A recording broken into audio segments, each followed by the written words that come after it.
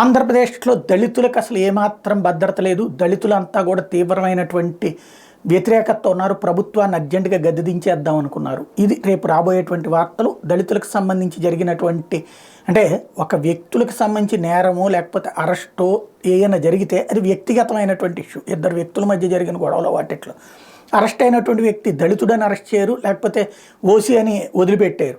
ఎవరైనా నేరానికి సంబంధించి అభియోగాలు మోపబడినప్పుడు ఆ అంశాల మీద జరుగుతుంటాయి. కాకపోతే ఇందులో ఎక్కువగా బీసీ ఎస్సీ ఎస్టీలు అయితే అరెస్ట్ అవుతున్నారు. వీటి మీద చర్చ చాలా కాలం నుంచి నడుస్తుంది. కానీ ఇప్పుడు అవే రేపు ఈనాడు, ఆంధ్రజ్యోతి పత్రికల్లో వార్తలు అవుతాయి. అట్లాగే టీవీ5, మహా టీవీ, ఏబిఎన్, ఈటీవీల్లో డిబేట్లు అవుతాయి. ఎందుకయ్యా అంటే ఇప్పుడు అర్జెంటుగా దళితులకు అన్యాయం జరుగుతుందని చెప్పాలి.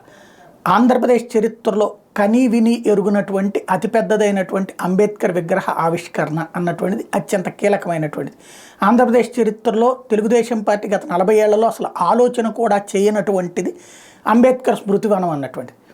కేసీఆర్ తెలంగాణలో చేశారు, ఆంధ్రప్రదేశ్లో జగన్మోహన్ రెడ్డి చేస్తున్నారు. కాబట్టి కేసీఆర్ చేసినటువంటి సందర్భంలో కేసీఆర్కి వ్యతిరేకంగా అక్కడ అన్యాయం జరుగుతుందని రాస్తే కేసీఆర్ కోపం వస్తుంది. కాబట్టి అక్కడ అద్భుతం, ఘనం, సూపర్ అంటూ రాసుకొచ్చారు.